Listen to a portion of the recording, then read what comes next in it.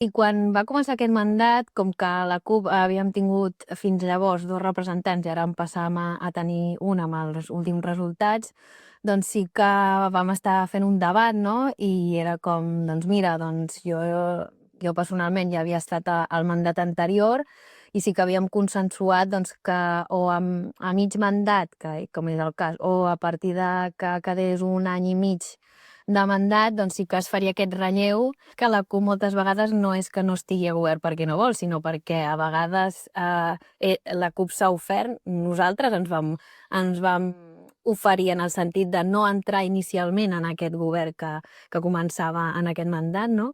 En el 2023, però sí que obríem la porta a tenir unes mínimes garanties. S'aposta per entrar a governar, però després, un cop ets a dins, allò que vols fer no pots ni fer el 10% del que tu portaves al programa electoral i que defensaves, i és el motiu pel qual la gent t'ha votat, creiem que no tenia sentit. Que considerem que com a CUP molts dels temes que s'han parlat al plenari o que s'han debatut, doncs que els ha posat la CUP sobre la taula. El que ha defensat la CUP jo considero que és des del principi fins a dia d'avui, doncs la línia ha sigut la mateixa. Potser la manera de dir-ho, no? O la posada en escena, potser la posada en escena sí que ha canviat, perquè al final cadascú, no? Hi posa el seu granet de sorra i ho fa de la millor manera que sàpiga pot, però sí que el contingut jo crec que no ha variat. Primer de tot l'habitatge, no? Que sí o sí es reactivi. Sabem que hi ha hagut canvis al Departament d'Habitatge, però que això tampoc ha de ser una excusa.